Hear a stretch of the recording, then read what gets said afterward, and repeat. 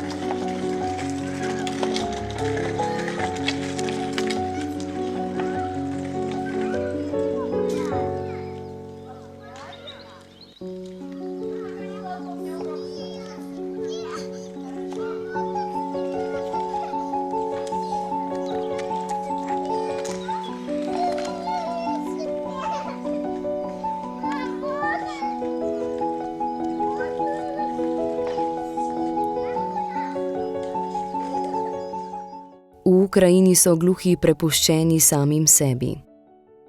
Televizijska poročila niso podnaslovljena in tolmačena. Informacije dobijo preko mobilnega telefona.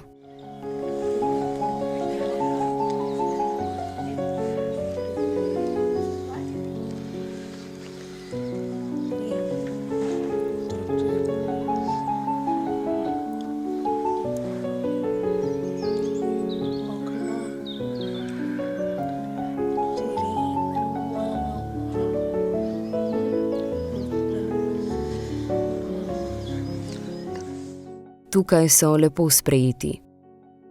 Obiskali so jih tudi gluhi iz društev.